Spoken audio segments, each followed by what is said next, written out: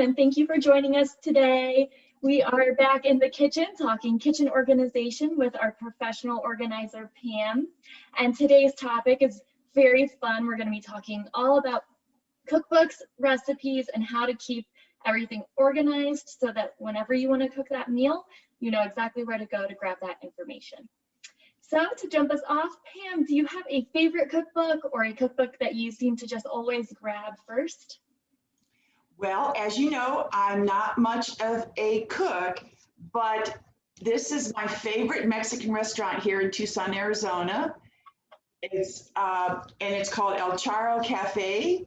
So this is my favorite cookbook, trying to make it taste as good or better than the restaurant. So sometimes over the years we can gather many cookbooks, and we realize maybe we don't use all of them. And so if we're going to our cookbook collection and thinking about what do we maybe want to donate or gift away, and what do we want to keep, what are some questions that we can ask ourselves to get clear on what to do with which books? Yes, so the biggest thing is to set yourself up for success. So that means you go to where your cookbooks are, you actually take them off the shelf or out of the basket and you take them into another room. It's very difficult to just go down and look at them and say, okay, stay, go. It's the action of actually touching them again, making connection, and seeing them in a different room, a different light. You can be in the same room, but a different light, a different position. And so I recommend you take them either in groups of 5, or you actually take all of them off or out of the pantry or off the shelf. And then what you do is you pick up one at a time and you ask yourself a series of questions. So, is this a classic? So for me, this is a classic. Okay, people who've have their first Betty Crocker book, and maybe from the 60s, and it's kind of cracked in that, you know, if it's a classic and your mother or grandmother touched it, or it's something that you first cooked from, that's a classic. So that goes in the keeper pile. So Chef Nakia, I want to share something that is very precious. This is a photo album from the 70s, and what it has in here are all the recipes that my mom fed myself and my 3 brothers.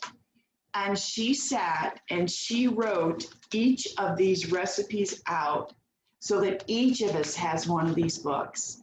And as you know, at family gatherings, we rely on the pie crust and the pumpkin pie recipe, which are the classics, along with my mom would make homemade pizza, which all our friends who would come over would request that. So that always became the food that they wanted to eat.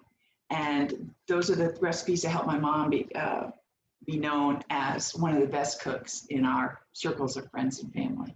So I wanted to give honor to Vivian Diane Lobsher for the awesome legacy that she created around food and nurturing people.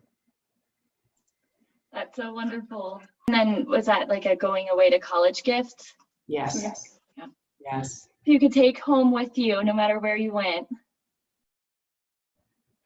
And then the second question is, do you love it? So of course you love your classic. So that's going to go in the keep it pile. And then the next question is, when is the last time that you used a recipe out of this? And so if it's been a year, that would be a candidate to go into the giveaway or sell pile. Now, the other cool thing is when you pick it up and you go, oh yeah, this is where I've got that fabulous vegetable soup recipe. Well, one of the cool things is you could flip open to that and you could take a picture of it or put it on your printer and make a copy of that. So then you've got the best thing out of that book, and you could even take a picture of the front of the cover, or the inside page. It tells you the name of it if you want to know, okay, yeah, where did this come from? And then the book, the actual physical book, can go into the donate, or and actually it probably is best if most people who love cooking also have other people in their lives who love cooking. So I would recommend do giveaway, and if you know the person, you're like, oh, Sally, Sally Jones would love this. So you have a Post-it note or a piece of white paper or any scrap paper, put their name, you put it in a book like this, so it would stick out. And you could, and then the other cool thing is you put it in the car, so that the next time you go see Sally, it's in the trunk or it's in the back seat, and you've got it out of the house. And then that other pile then are the to donate to a charity. With the idea of photocopying, that maybe 1 or 2 or 3 prize recipes from that book, you can get rid of the book, but now you have these photocopies. Or you might have a lot of recipes that, family members or friends have written down for you on either index cards or larger sheets of paper, or maybe even these little pamphlets that you sometimes get with appliances, or I've picked up a lot of different trade shows and things. They're all kind of different sizes and stuff. How do we keep those orderly? Hey, what about a page protector? And as you may know, there are very flimsy page protectors, and there's ones that are like hard plastic, like it would take a lot to bend it. And so the stronger this is, then the less mashed up your booklets. So I would be thinking about this as an option. The other thing is, that I am a fan of baskets.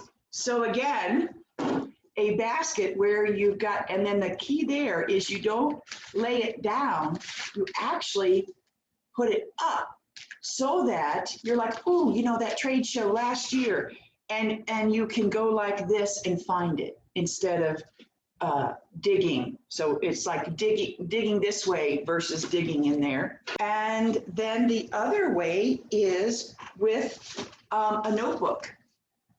So you actually would have those page protectors, and you can even separate, so you can see how I've got some things here.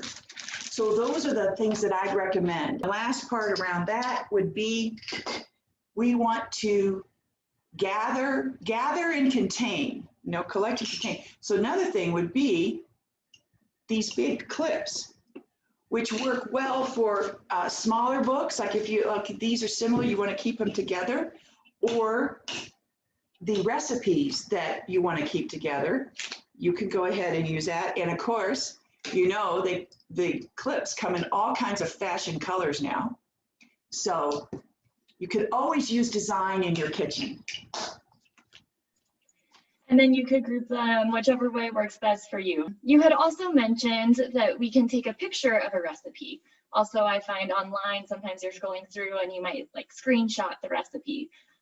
Or also if you are emailing recipes back and forth. So we then create digital clutter, sometimes with our recipes. That may not be something that is instinctually the first thing to organize because it's not stuff in the way, but that digital clutter can still make it difficult to find those recipes when we want them. So do you have any ideas for how to keep those digital items organized?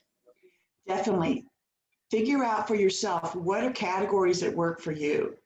So category examples might be, if you think in terms of breakfast recipes, lunch, dinner recipes. Another thing would be chicken recipes, and or Italian, or it might be from the location. If you're the kind of person who remembers instantly, oh yeah, I got this online, then for you, you might have a category that says online. Or you got this from your chef friend, then you'd make a category like for her. So it all, the cool thing is anything and everything works. And the more you ask yourself, okay, where would I want to go to find this? What would be the easiest way for me to locate it? And that's going to be a very personal answer, because all of us have these wonderful brains, and all of our brains work a little bit differently. You know, there's different preferences that you'll have. So ask yourself those questions and start doing it. Start right away and see how it goes and be willing to adjust. And then back to the physical cookbooks and maybe binders of paper. Do you have any suggestions for where we should keep those? Yes, the 80-20 rule definitely applies. So that in this regard, it means that 80% of the time you are using just 20% of your cookbooks. 80% of the time I'm using just 20% of the stack that I've got going.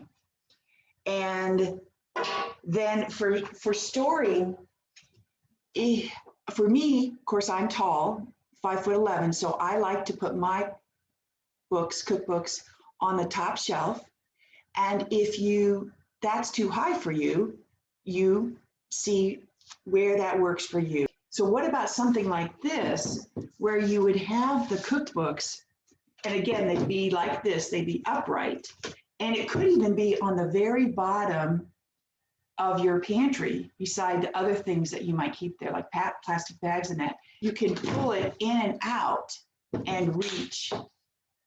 So again, that's one area. If you're lucky enough to have deep enough surfaces in your kitchen, you can keep those ones you use the most there behind, and then in the front, you've got places to prepare food.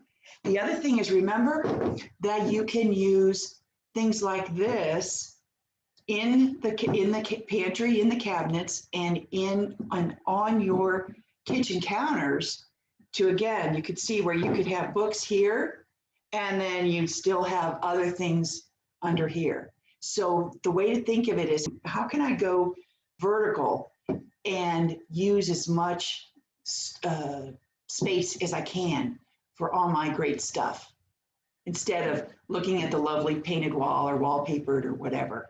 In the kitchen, the focus is on all the stuff and not so much the decorations. So think, hey, how can I get even more stuff in this one area? So having people borrow your cookbooks. Cookbooks are a really personal thing, but when you're close to people, you want to share. Please, please, please write down who borrowed the cookbook and the exact name of the cookbook, so that you can talk to them about getting it back, or if suddenly you realized, oh, I moved away, she's not my neighbor anymore, you at least have the name of the cookbook so you can decide if you want to buy it again. So that is a recommendation.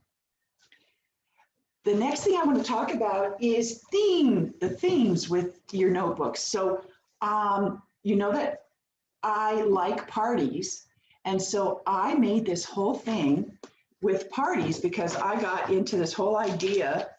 This is a wonderful book called Flamingos, Poodle Skirts, and Red Hots: Creative Theme Party Ideas. And so I have that in of course, love color, right, in this. And then I have things from the Barefoot Contessa. She's written a lot of books. I've even got something on an afternoon tea. I've never had an afternoon tea, but I got to go to the Ritz-Carlton one time, and it was quite a fabulous experience. And game night, so you have games, and they have suggestions for the kinds of food to have, let people make their own salad, that kind of thing. So this is a way to celebrate whatever part of cooking you really enjoy. Go ahead and highlight it with a notebook, all its own, so that it makes it easy for you to look and flip through. And even though we're mostly on Zoom instead of meeting in person, still, there's always room for parties. Absolutely. Chef It is hosting a Valentine's Day party So we did something similar for cookie decorating coming up on the winter holidays. And so we had so much fun. We want to do it again. And so for Valentine's Day, we are doing piñata cakes so that you can stuff the inside with some surprise and then give the cake to your sweetheart and they can open it and be surprised by what's inside. And then, as we did with the last party, for each participant, Chefit is donating a non-perishable food item to a local food pantry. So we are, giving back to the community, and it is a free event for everyone who participates. We've got that coming up on February 13th. It'll be one day before Valentine's Day so that you have time to prepare. And that will be over Zoom. So yes, parties over Zoom are definitely different than they are in person, but they're still fun and we can still all make food together, even if it's just through a screen.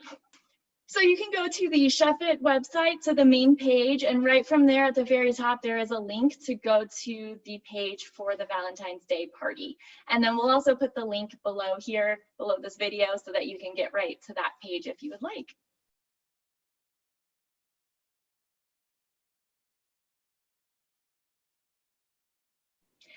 Thank you, Pam, for all of your great insights and suggestions for how to keep those recipes, cookbooks, and digital information organized and easy to get to so that when we want to prepare a wonderful meal, the information is there and ready for us.